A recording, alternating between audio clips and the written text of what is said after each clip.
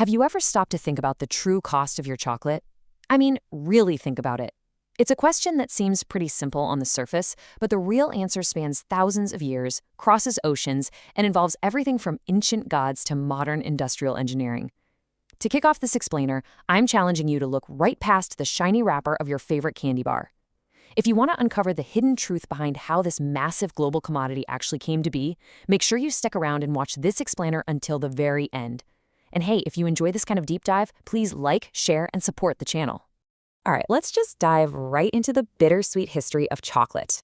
We're going to look at how cacao completely transformed from an ancient divine gift into a mass-produced industrial product with a really complex global footprint. Honestly, if you're someone who can't imagine life without chocolate, you were incredibly lucky you weren't born before the 16th century, because for most of human history, chocolate was nothing like the sweet treat we know today. For all you history students out there studying global commodity trade, this explainer is going to be your chronological roadmap. We'll be tracing the cacao bean through 5 defining eras. 1. The sacred Mesoamerican currency. 2. An elite aristocratic delicacy. 3. The industrial chocolate revolution. 4. Marketing romance and indulgence. And finally, 5. The bitter modern reality. Let's kick things off with era number 1, the sacred Mesoamerican currency. Way back, we're talking around 1900 BCE, the people of Mesoamerica had already figured out how to harvest and prepare the beans of the native cacao tree. And if you thought we were obsessed with chocolate today, the ancient Mesoamericans definitely had us beat. To them, cacao wasn't just a snack. It was literally a bridge to the divine. They believed it was a heavenly food gifted to humans by a feathered serpent god. The Maya called this god Kukulkan, and the Aztecs knew him as Quetzalcoatl. It just shows you how deeply spiritual this commodity was at the start. It was used in sacred rituals, handed out to victorious soldiers, and served at the biggest royal feasts.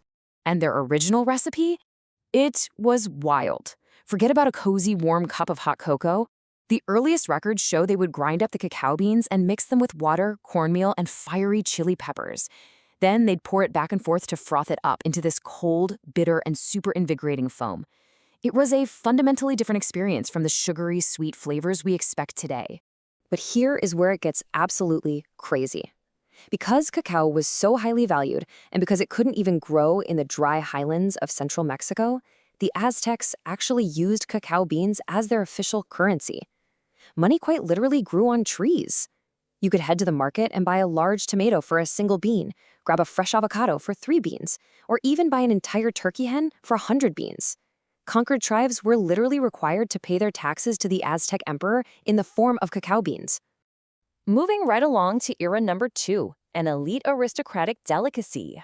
So, when chocolate finally crossed the Atlantic Ocean, its whole form and function drastically changed. The very first transatlantic chocolate encounter happened in 1519. Spanish explorer Hernán Cortés visited the court of Emperor Moctezuma at Tenochtitlan. And Cortés's lieutenant actually wrote down that the king had 50 whole jugs of this bitter drink brought out and poured into pure golden cups. The colonists took this strange new bean back to Spain, and get this, they managed to keep the process a total secret from the rest of Europe for nearly 100 years. At first, because of its intense, bitter taste, they mostly just use it as a medicine for things like upset stomachs. But notice the stark contrast once European tastes really took over. They completely pivoted away from that intense, spicy indigenous recipe.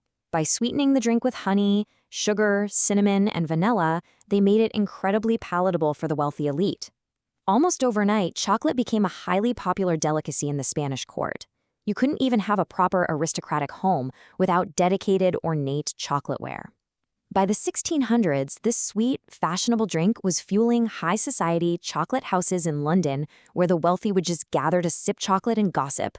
Which brings us to our third era, the Industrial Chocolate Revolution.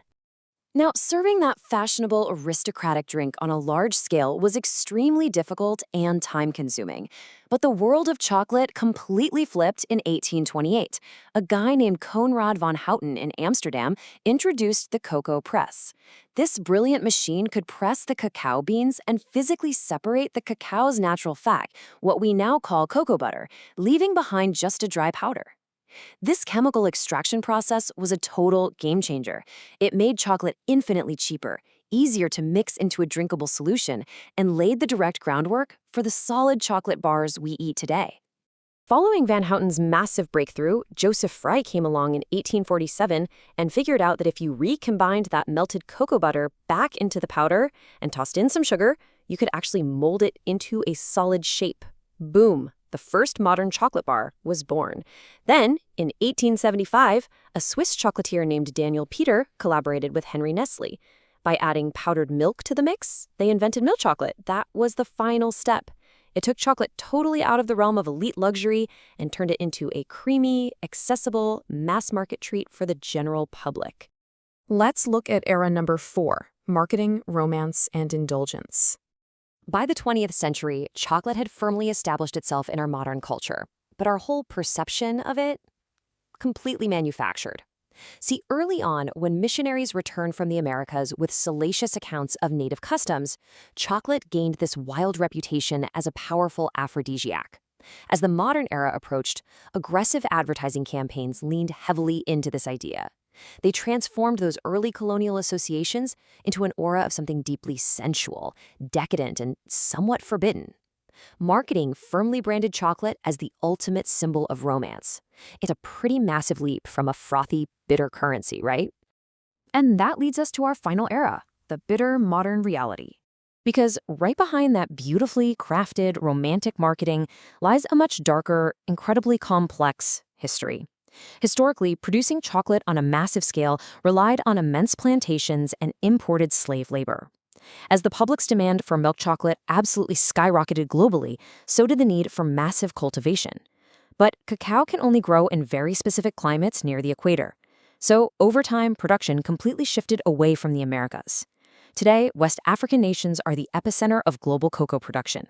To put that in perspective, as of 2015, Côte d'Ivoire alone provided a staggering 40% of the entire world's supply. Tragically, right alongside that immense industry growth came horrific human rights abuses. Over 2 million.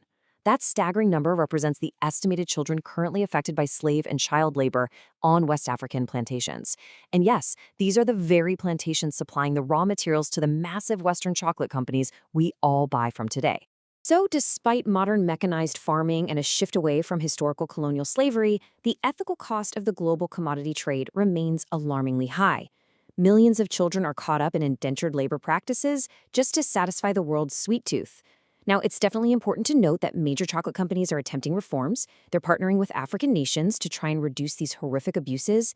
However, it is a deeply complex, systemic problem, and it heavily persists today. I want to leave you with this provocative thought to chew on. Knowing more about chocolate's fascinating, yet honestly often cruel history tells us exactly where those sweet marketing associations come from, and more importantly, what they hide. Now that you know the hidden truth behind the bean's journey from a sacred Mesoamerican currency to a mass-produced modern commodity, what is your ethical responsibility? The next time you unwrap a chocolate bar, take a second to consider that not everything about chocolate is sweet. Thank you so much for watching this explainer, and I'll catch you in the next one.